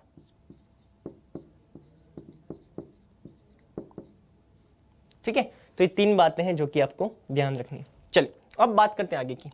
मान लीजिए दो गैसें हैं, एक और गैस नंबर 2। इन दोनों में देखना हो तो इस रिलेशन को आप ऐसा भी लिख सकते हैं, क्योंकि किसी भी गैस के विसरण की दर उसके घनत्व के व्युत्क्रमानुपाती है। तो पहले गैस के विसरण की दर उसका जो भी घनत्व होगा उसके व्युत्क्रमानुपाती हो जाएगी, दूसरी गैस के विसरण की दर उसके घनत्व के व्युत्क्रमानुपाती हो जाएगा। तो इसको मैं ये भी लिख सकता हूं रूट M2 अपॉन M1। तो ये भी एक सूत्र हो जाएगा अगर दो गैसों में विसरण की दर का संबंध पूछा जाए तो उनके अणुभार के साथ में इस प्रकार से संबंधित होंगी। हो सकता है क्वेश्चन में आपको 1 2 3 नॉन दे दिया जाए और एक मतलब कि ज्ञात, ये ज्ञात हो आपको क्वेश्चन में, ये ज्ञात हो, ये ज्ञात हो और ये अज्ञात हो, तो आप इसको ज्ञात कर सकते हैं। इस प्रकार से ये आपको हल करना है। अब हम देखते हैं, सूत्र तो हमें पता चल गए क्या होते हैं। अब हम देखते हैं कि कौन कौन से कारक ऐसे हैं जो कि विसरण की दर को प्रभावित करते हैं। तो कारक, प्रभावित करने वाले कारक, इसमें सबसे पहला कारक है अनुप्रस्थ काट क्षेत्रफल, जिससे गैस विसरित हो रही है। कहने का मतलब आपने मान लीजिए एक बर्तन लिया, उस बर्तन के अंदर आपने यहाँ गैस के कण ले रखे हैं और यहाँ पे छेद बना हुआ। तो यहाँ से अगर ये गैस बाहर की तरफ जाएगी मतलब कि विसरण होगा, तो विसरण होने के लिए गैस का जो निकास होगा वो यहीं से होगा ना। तो ये अनुप्रस्थ काट क्षेत्रफल, इस छेद का अनुप्रस्थ काट क्षेत्रफल होगा, वो जितना ज्यादा होगा उतना ही इसका विसरण ज्यादा होगा। छोटा छेद होगा तो विसरण कम होगा, उतना फास्ट नहीं होगा। बड़ा कर दोगे आप इस छिद्र को तो विसरण फास्ट होगा। मतलब कि पहला तो हो जाएगा क्षेत्रफल या अनुप्रस्थ काट क्षेत्रफल जहां से गैस विसरित हो रही है। मान लीजिए इसको A लिखा जाए, तो ये पहला बिंदु, तो जो गैस के विसरण की दर होती है वो अनुप्रस्थ काट क्षेत्रफल के सीधे समानुपाती होती है। ठीक है, चलिए दूसरे बिंदु पे आते हैं, दूसरे कारक पे। इसी प्रकार से मोलर वॉल्यूम, मोलर आयतन, ठीक है, मोलर आयतन को Vm से प्रदर्शित करते हैं। अब ये मोलर आयतन क्या होता है ये मैं आपको बताता हूं। जैसे मान लीजिए आपने गैस समीकरण PV बराबर nRT लिखा, ठीक है, तो मोलर आयतन का मतलब होता है एक मोल का आयतन। तो एक मोल मतलब कि n की जगह आप 1 रख देंगे तो ये क्या बन जाएगा PV बराबर RT। और एक मोल जब भी आएगा तो यहाँ पे आयतन की जगह आप क्या लिखेंगे मोलर आयतन, क्योंकि बताया ना एक मोल का आयतन जो भी होता है वो मोलर आयतन कहलाता है। तो यहाँ पे आप क्या लिख सकते हैं PVM। तो ये PVM बराबर RT में जो VM है वो मोलर आयतन है। एक मोल का आयतन जो भी होगा उसको हम मोलर आयतन बोलते हैं। तो वही बात यहां बताई गई है, ठीक है। तो मोलर आयतन के ये व्युत्क्रमानुपाती होती है, मतलब कि गैस के विसरण की दर हमेशा मोलर आयतन के व्युत्क्रमानुपाती है। ये बात आपको ध्यान रखनी है, ठीक है। तो मोलर आयतन जितना ज्यादा होगा, एक मोल का आयतन जितना ज्यादा होगा उतना विसरण कम होगा, और एक मोल का आयतन जितना कम होगा उतना ही विसरण ज्यादा होगा। ये वाला पॉइंट भी आपको ध्यान रखना है, जैसे कि क्षेत्रफल के लिए आपने ध्यान रखा है। चलिए तीसरी बात करते हैं।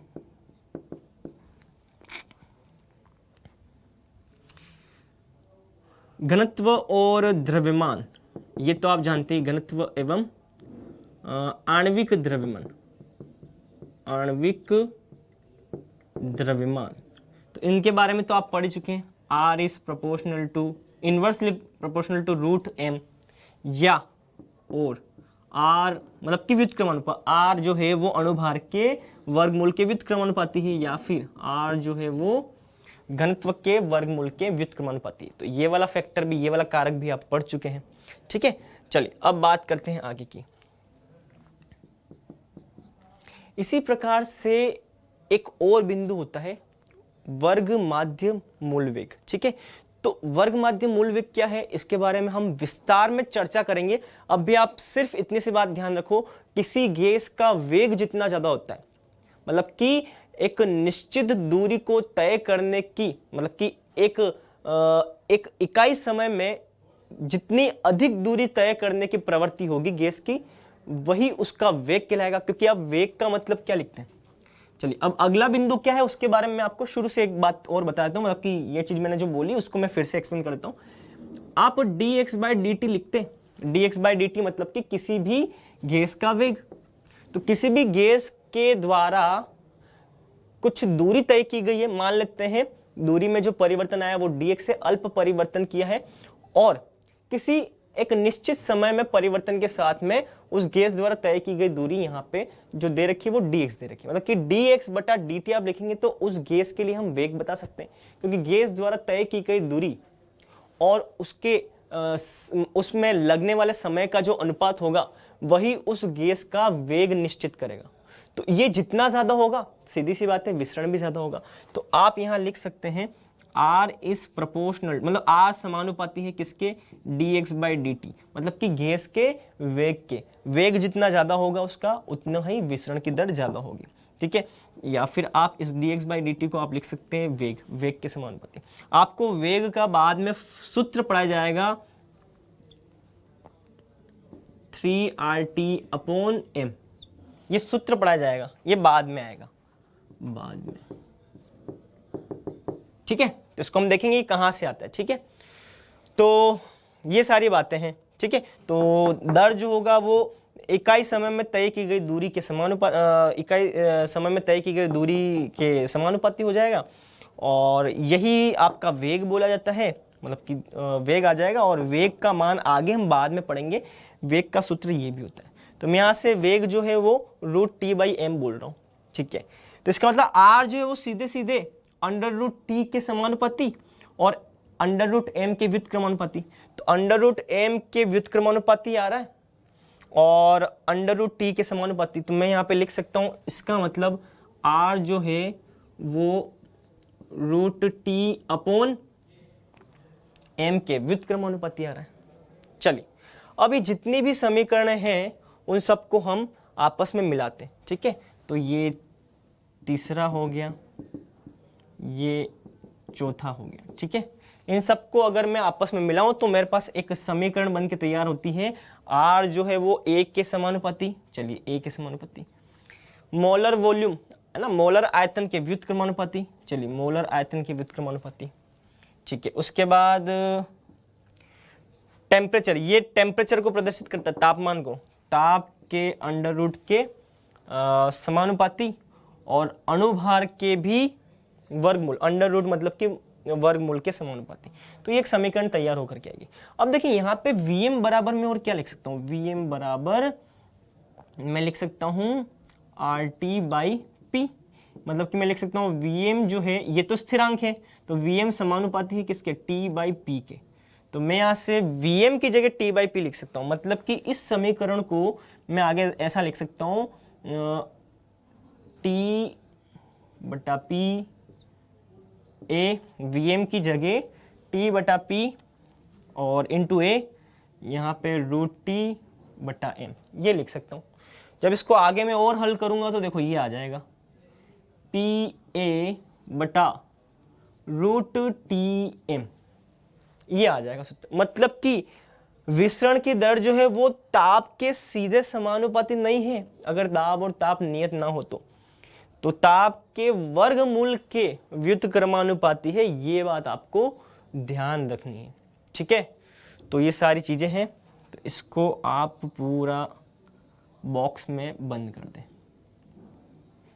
तो ये बहुत ही इंपॉर्टेंट, वेरी वेरी इंपॉर्टेंट, महत्वपूर्ण निष्कर्ष आपके सामने निकल करके आता है। चलिए अब हम और आगे की बात करते हैं। तो मैंने आपको बताया कि विसरण जो होता है वो वेग के समानुपाती होता है। भाई गैस के अणु द्वारा तय की गई दूरी बटा उनके द्वारा लगा समय, इसके समानुपाती। इसके अलावा और क्या, विसरण जो है वो, जैसे मान लीजिए आपने वही बात की यार, यहाँ एक छिद्र से एक गैस को विस्तृत कराए, अंदर से बाहर की तरफ विस्तृत कराए। यहाँ पे मान लो आपने 5 लीटर था आयतन, और यहाँ बढ़ करके या घट करके, जो भी, मतलब कि बढ़ भी सकता है घट भी सकता है, निर्भर करेगा कि बाहर की तरफ जो आप जिसमें आप गैस को विस्तृत कर रहे हो उस बर्तन का आयतन क्या है। तो मान लो यहाँ पे आप 3 लीटर, तो यहाँ 5 लीटर था, और मान लो 3 लीटर तक आपने विस्तृत करके उसका आयतन 3 लीटर कर दिया। मतलब कि आयतन में परिवर्तन कितना हो रहा है, 2। कितने समय में हुआ, तो समय जो भी होगा 2 सेकंड 4 सेकंड। तो आयतन में परिवर्तन बटा लगने वाला समय, ये भी विसरण की दर को निर्धारित करता है। तो आप dV/dt भी लिख सकते हैं। इसी प्रकार से आपको आयतन में ना देख करके, मान लो आपको ये बोला गया कि यार इसके अंदर आपने 5 मोल लिए और 2 सेकंड के अंदर ये यहां से निकल करके यहाँ पे 2 मोल यहाँ चले गए, 2 मोल यहाँ चले गए, ठीक है। 2 सेकंड में यहाँ 5 मोल थे शुरुआत में, 2 सेकंड बाद यहाँ से विसरण होने से यहाँ बाहर 2 मोल चले गए, और यहाँ अंदर कितने रह गए, 3 मोल। मतलब कि 5 में से 2 चले गए, 3 मोल। 3 मोल का परिवर्तन आया। 3 मोल का परिवर्तन कितने समय में आया, 2 सेकंड में। तो आप यहाँ विसरण की दर ये भी लिख सकते हैं, 3/2 भी लिख सकते हैं। मतलब कि मोल में परिवर्तन बटा लगने वाला समय। तो यहाँ पे आप लिख सकते हैं R इज प्रोपोर्शनल टू मोल में परिवर्तन बटा लगने वाला समय। तो इस प्रकार से भी आप विसरण की दर को परिभाषित कर सकते हैं। ये भी इनका समीकरण होता है, ठीक है। तो ये सारी बातें हैं। अब इससे आगे की बात हम करते हैं। अगला बिंदु हमारा जो है वो क्या है, वो मैं आपको बता देता हूँ। अगला बिंदु जो है वो चयनात्मक विसरण का है। तो एक बार चयनात्मक विसरण हो जाएगा, उसके बाद मैं निःसरण के बारे में बताऊंगा। चलिए, तो अब अगला बिंदु हम देखते हैं, चयनात्मक विसरण। चयनात्मक विसरण क्या होता है, देखिए नाम से ही क्लियर है, नाम से ही क्लियर है। चयनात्मक मतलब कि आपके पास में 2 या 3 गैसें हैं, तो 2 या 3 गैसों में से सेलेक्टिवली, मतलब कि मुख्य रूप से आप किसी एक गैस को ही विसरण करवाते हो। तो चलिए, अब हेडिंग आ जाएगा चयनात्मक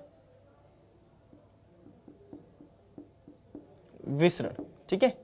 तो चयनात्मक विसरण मतलब कि चयन करोगे, आप किसी एक को सेलेक्ट करोगे।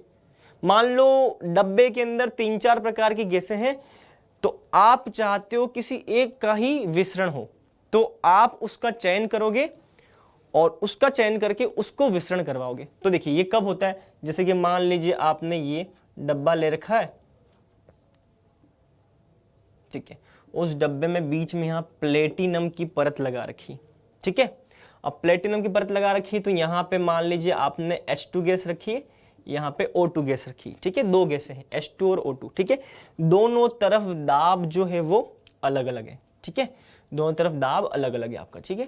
तो ये बर्तन है, एक तरफ प्लेटिनम है, तो यहाँ वाला दाब और यहाँ वाला दाब दोनों अलग अलग है, तो है ना। अब क्या होता है कि H2 जो होती है वो प्लेटिनम क्या करता है, उसको अधिशोषित करता है, ठीक है। तो इस H2 का प्लेटिनम द्वारा अधिशोषण होगा और वो यहां इस चैम्बर के अंदर आ जाएगी। मतलब कि प्लेटिनम ने चयनात्मक रूप से H2 को ज्यादा विसरण करवाया उसको अधिशोषित करके, इसी को हम बोलते हैं चयनात्मक विसरण। मतलब कि चयन करता है किसी भी एक गैस को ज्यादा विसरित करवाने के लिए। तो प्लेटिनम दोनों में से किसी एक गैस को सेलेक्ट करेगा, उसका चयन करेगा ताकि उसका विसरण ज्यादा हो। कैसे ज्यादा हो? उस गैस का अधिशोषण करके अपनी सतह पर अधिशोषण कर लेगा और दूसरे चैम्बर में उसको विसरित कर देगा। तो ये होता है चयनात्मक अधिशोषण। चलिए अब बात करते हैं हम निसरण की। निसरण एक प्रकार का विसरण ही है, मतलब कि यहाँ पे जो गैस के कण हैं उनको आप यहाँ से विसरण करवा रहे हो, ये निसरण ही होता है। लेकिन कंडीशन है यहाँ पे क्या, कि आप जब ये गैस से बाहर की तरफ यहाँ इस छिद्र से बाहर अगर विसरित आसानी से ना हो रही हो तो आप यहाँ से पिस्टन की सहायता से इस पर बल लगाते हैं, दाब लगाते हैं। तो दाब जैसे लगाएंगे तो इन सभी कणों पर एक बल लगेगा और बल लगेगा तो ये फोर्स जल्दी से फास्ट इस छिद्र से बाहर विसरित हो जाएंगी। मतलब कि गैसों का विसरण जब आसानी से नहीं हो रहा था तो यहाँ पे इस दिशा से आपने इस पिस्टन पर, इस दीवार पर बल लगाया, तो जैसे बल लगाया तो ये दीवार अब यहां से यहां खिसक जाएगी, यहां खिसक गई। और जैसे यहां खिसकेगी तो इतना विस्थापन हुआ, इतने विस्थापन से इन अवयवी कणों पे टक्कर लगेगी और टक्कर लगेगी तो टक्कर से ये इनको गतिज ऊर्जा मिलेगी और गतिज ऊर्जा से ये और फास्ट, बहुत स्पीड से ये विसरित हो जाएंगे। तो निसरण का मतलब होता है बलपूर्वक विसरण करना।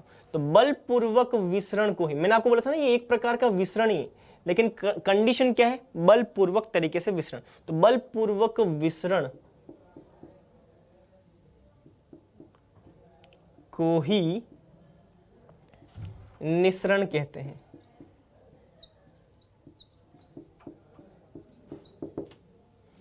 ठीक है, चलिए बच्चों, अब हमने विसरण पूरा पढ़ लिया, विसरण का कॉन्सेप्ट पढ़ लिया, उसके सूत्र पढ़ लिए।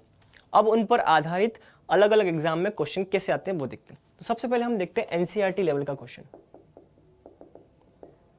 कोई जरूरी नहीं कि एनसीईआरटी में ही आए, हो सकता है नीट में भी देखने को मिल सकता है, लेकिन प्योर एनसीईआरटी बेस्ड क्वेश्चन है। ठीक है, चलिए क्या है मैं बता देता हूं आपको। क्वेश्चन ये बोला गया है कि एक गैस H2 यहां से विसरित हो रही है और एक गैस O2 यहां से विसरित हो रही है। किस ट्यूब के अंदर? एक 5 मीटर लंबी ट्यूब के अंदर। ठीक है, तो निश्चित तौर पर H2 गैस यहां से स्पीड से आएगी, O2 गैस यहां से स्पीड से आएगी, लेकिन दोनों की स्पीड, विसरण की दर दोनों की समान नहीं होगी, क्योंकि हमें पता है कि विसरण की दर दोनों की क्या होती है? R अणुभार के व्युत्क्रमानुपाती। जिसका भार ज्यादा होगा वो कम विसरित होगी, जिसका भार कम होगा वो ज्यादा विसरित होगी। मतलब कि H2 जो है उसका भार कम है तो ज्यादा विसरित होगी। तो ये बोल रहे हैं कि जब ये विसरण करते तो ये यहां से आ रही है और ये यहां से आ रही है, तो निश्चित तौर पर एक ऐसा बिंदु होगा जहां पे दोनों आकर के एक दूसरे से मिल जाएंगे, इन दोनों का मिलन होगा। तो जो मिलन वाली जो दूरी है ना, तो यहां हाइड्रोजन से मान लेते हैं ये दूरी x है, इस मिलन वाले बिंदु की दूरी x है, और ऑक्सीजन से ये दूरी टोटल 5 था तो 5 में से x गया तो ये 5 माइनस x है। तो हमें ये x ही ज्ञात करना है कि किस दूरी पर हाइड्रोजन से ये x दूरी पर ऑक्सीजन से मिलता है। ठीक है, ये तो दोनों गैसें एक दूसरे से मिलती है, तो किस दूरी पर इनका मिलन होता है, किस दूरी पर गैसों का मिलन होता है। तो या तो आप, ठीक है, ये क्वेश्चन है, या तो आप हाइड्रोजन से दूरी निकाल लो, हाइड्रोजन जहां से आ रही है वहां से दूरी निकाल लो, या फिर ऑक्सीजन जहां से आ रही है वहां से दूरी निकाल लो। ठीक है, चलिए इस क्वेश्चन को कैसे करते हैं तो हल। ठीक है, चलिए अब हल कैसे करेंगे देखिए, क्योंकि हमें पता है विसरण जो होता है वो दूरी, यहां पे दूरी में बात की गई है। दूरी का मतलब मैंने आपको बताया था dx/dt, सारे फॉर्मूलास पता होने चाहिए। ठीक है, तो ये होता है, इसका मतलब मैं यहां पे लिख सकता हूं यहां से r is proportional to dx, या मैं यहां से ये भी लिख सकता हूं r बराबर r1/r2 बराबर dx1/dx2, ये भी लिख सकता हूं। चलिए और आगे क्या लिख सकता हूं मैं, और आगे इसको लिख सकता हूं क्योंकि r जो है वो अणुभार के व्युत्क्रमानुपाती, तो मैं इसको ये भी लिख सकता हूं r1 मतलब कि m1 और r2 मतलब कि यहां ऊपर आ जाएगा m2, क्योंकि व्युत्क्रमानुपाती है ना। तो पहली गैस का विसरण जो होगा वो उसके अणुभार के व्युत्क्रमानुपाती, दूसरी गैस का विसरण दूसरे के अणुभार की व्युत्क्रमानुपाती। अब यहाँ पे दो गैसेस कौन कौन सी, H2 और O2। चलिए मैं एक काम करता हूँ, 1 को मैं H2 लिख लेता हूँ और 2 को मैं O2 लिख लेता हूँ।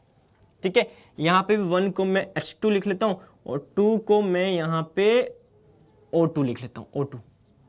तो यहाँ पे ये 2 मतलब कि ये O2 हो जाएगा और यहाँ पे ये H2 हो जाएगा। ठीक है, चलिए अब इसको हल करते हैं। ठीक है, तो देखिए ये dxH2 बटा dxO2, तो xH2, x ने कितनी दूरी तय की, तो जितने समय में हाइड्रोजन ने x दूरी तय की है उतने ही समय में ऑक्सीजन 5 - x दूरी तय करेगा, क्योंकि समान समय में ये किसी एक बिंदु पर आकर के मिल जाएंगे। तो मैं क्या लिख सकता हूं कि यहाँ पे dx मतलब कि dxH2 हाइड्रोजन के लिए ये दूरी कितनी है, x है, तो ऑक्सीजन के लिए कितनी है 5 - x बराबर, यहाँ हम लिख सकते हैं हाइड्रोजन कितना 2 और ऑक्सीजन कितना 32।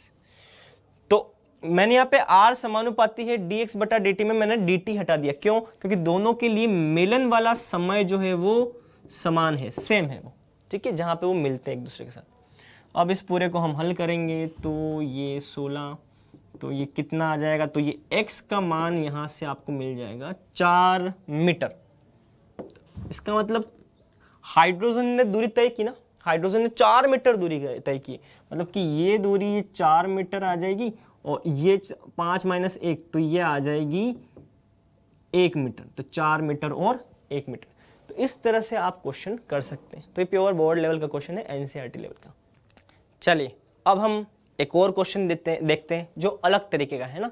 निश्चित तौर पर एनसीईआरटी तो है ही, साथ ही साथ ऐसे क्वेश्चन आपको नीट में देखने को जरूर मिल सकते हैं। ठीक है, देखिए अब कैसे क्या पूछा गया इस क्वेश्चन में, आपको एक बीकर, एक बर्तन के अंदर आपको हाइड्रोजन और हाइड्रोजन का समस्थानिक ड्यूटेरियम, तो उससे बना हुआ अणु, तो हाइड्रोजन ड्यूटेरियम वाला अणु, तो हाइड्रोजन अणु, हाइड्रोजन ड्यूटेरियम का जो अणु है और ड्यूटेरियम अणु, इन तीनों के विसरण का अनुपात ज्ञात करना है अगर ये तीनों दाब और ताप की समान परिस्थितियों में उपस्थित हैं। तो चलिए इसको हल करने का बहुत आसान तरीका, क्योंकि मुझे पता है कि ग्राम का विसरण नियम जो है वो क्या बोलता है, R व्युत्क्रमानुपाती है अणुभार के वर्गमूल के। तो किसी भी गैस के अणुभार का जो वर्गमूल होगा उसके व्युत्क्रमानुपाती होगा गैसों के विसरण की दर। ठीक है, तो चलिए मैं यहां से क्या लिख सकता हूं, इसका मतलब हाइड्रोजन के लिए मैं क्या लिख सकता हूं, हाइड्रोजन के लिए 1 बटा हाइड्रोजन का अणुभार, क्या अणुभार हाइड्रोजन का रखूंगा, कितना आ जाएगा 2। चलिए 1 बटा HD का अणुभार, ड्यूटेरियम का अणुभार, ड्यूटेरियम का परमाणु भार 2 होता है, हाइड्रोजन का 1, तो 2 + 1 तो अणुभार 3 हो जाएगा, तो ये आ जाएगा 3। अनुपात ड्यूटेरियम 4, अणुभार 4 आ जाएगा, तो 2 ड्यूटेरियम है तो 2 + 2 4, तो ये 4 आ जाएगा। तो मुख्य रूप से हो सकता है आपको या तो सीधा क्वेश्चन में ऑप्शन में या ऑप्शन दे रखा हो, या फिर इसको आपको हो सकता है आगे और भिन्न में दिया हो, दशमलव में दिया हो, है ना, जैसा दे रखा हो वैसे आपको काम करना है। तो आप इसको आगे और सॉल्व कर सकते हैं। आप √4 का तीनों में अगर गुणा कर देंगे तो आप यहाँ क्या लिखेंगे, 1/√2 गुणित √4 अनुपात √3 √4 अनुपात √4 गुणित √4, ये से ये कट जाएगा, तो ये इसका जो बनेगा अनुपात 1 बनेगा। ये √4 है, 2 बटा 1.732, तो ये लगभग आ जाएगा 1.15 आ जाएगा अनुपात। ये कितना आएगा, तो ये 2 बटा 1.414, तो ये मुख्य रूप से 1.414 ही आएगा। इसका मतलब ये इनका अनुपात आ जाएगा 1.414, 1.15 और 1, क्योंकि ड्यूटेरियम सबसे ज़्यादा भारी है, उसका अणुभार सबसे ज़्यादा है तो विसरण सबसे कम, उसके बाद इसका विसरण ज़्यादा होगा और सबसे ज़्यादा विसरण इसका होगा क्योंकि ये सबसे हल्का है, उसका अणुभार सबसे कम। तो इस तरह से आपको ये क्वेश्चन हल करना है। अब हम आते हैं एक थोड़ा सा नेक्स्ट लेवल मतलब कि जो JEE को अप्रोच कर सकता है। ठीक है, चलिए देखते हैं ऐसे क्वेश्चन JEE में आपको देखने को मिल सकते हैं। चलिए इसको देखेंगे, पहले क्वेश्चन देखते हैं फिर इसको हल करेंगे। देखिए आपको A और B 2 गैसें दे रखी, दोनों के विसरण का अनुपात दे रखा आपको, दोनों के भारों का अनुपात दे रखा आपको, तो आपको दोनों के विसरित होने वाले मोल फ्रैक्शन का अनुपात, मतलब कि मोल प्रभाज का अनुपात बताना है। ठीक है, चलिए थोड़ा सोचिए और फिर इसको हल करेंगे। ठीक है, चलिए कैसे करना है, तो देखिए किसी भी गैस के विसरण RA/RB को मैं लिख सकता हूं NA/NB रूट MA/MB। अब देखिए यहां पे ये NA/NB क्यों है, क्योंकि मैंने अभी आपको थोड़ी देर पहले बताया था कि गैसों का विसरण जो होता है वो dN/dt लिख सकते हैं हम। और यहां क्वेश्चन में कुछ भी नहीं दे रखा, मतलब कि हमें मानेंगे कि समय जो लग रहा है दोनों के विसरित होने के लिए वो समान मान करके चलेंगे। तो समान समय में विसरित होने वाले मोल, मतलब कि मैं इसको ये बोल सकता हूं कि R जो है वो dN के समानुपाती, मोलों के समानुपाती। तो वहीं से बात निकल करके आएगी RA जो है वो NA के बराबर आ जाएगा, RB के सामने NB आ जाएगा, क्योंकि मोलों के समानुपाती है विसरण की दर। और ये अणुभार है, कैपिटल M जो है वो अणुभार है, और स्मॉल m जो क्वेश्चन में दे रखा है वो द्रव्यमान, सामान्य द्रव्यमान है, भार है वो। ठीक है, गैस का ये अणुभार लिखा है मैंने यहाँ पे, क्योंकि हमें पता है कि गैसों का विसरण जो होता है वो अणुभार के व्युत्क्रमानुपाती होता है। चलिए अब इसको थोड़ा आगे देखते हैं। देखिए अब Na की जगह में क्या लिख सकता हूँ, WA/MA, ए का अणुभार, ए के मोल तो उसका द्रव्यमान बटा उसका अणुभार। बी के लिए क्या लिख सकता हूं मैं, WB/MB, और यहां पे जैसा दे रखा है तो MB/MA। ठीक है, चलिए इस पूरे को हम अब हल करके देखेंगे। तो RA/RB, RA/RB क्या दे रखा है, 1/4। चलिए बहुत अच्छी बात है। WA/WB, WA/WB मतलब कि WA/WB बोलो या MA/MB, इसको आप WA/WB भी बोल सकते हैं ना, एक ही बात है, द्रव्यमान भार एक ही बात है। तो 2/3, तो यहां से मैं लिख सकता हूं 2/3, तो ये मैं लिखूंगा 2/3 डॉट MA/MB, तो ये MA/MB ये लिखूंगा। अब MA/MB को जब मैं अंदर ले जाऊंगा, रूट के अंदर, वर्गमूल के अंदर ले जाऊंगा, तो MB का स्क्वायर करूंगा मैं, ताकि रूट के अंदर आएगा तो वही बात रहेगी। MA का स्क्वायर करूंगा अंदर में, लेकिन MB का स्क्वायर अंदर जाएगा, ये अंदर जाएगा तो MB का स्क्वायर हो जाएगा, ये अंदर जाएगा तो MA का स्क्वायर होगा। तो MB का स्क्वायर अंदर जाने पे इंटू MB, मतलब कि MB का क्यूब। तो मैं यहां से क्या लिख सकता हूं, मैं यहां से लिख सकता हूं MB का क्यूब, और MA का स्क्वायर अंदर जाने पे वो MA से गुणा करेगा तो MA क्यूब, तो ये MA क्यूब, और अंडर रूट तो है ही, तो ये अंडर रूट। ठीक है, अब इसको चलिए थोड़ा हम हल करते हैं। ठीक है, देखिए अब ये क्या होगा, तो यहां से मैं लिख सकता हूं 8, इसको 8 लिख लो, इसको 3, और ये 3/2 है बेसिकली, ये 3/2 मतलब कि मैं इसको हल करूंगा तो ये आ जाएगा 2/3 बराबर MB/MA। तो ये अणुभार का आयतन हो गया, किसका हो गया, अणुभार का आयतन हो गया, अणुभार का अनुपात हो गया, सॉरी अणुभार का अनुपात हो गया। चलिए अब मुझे मोल फ्रैक्शन का अनुपात चाहिए।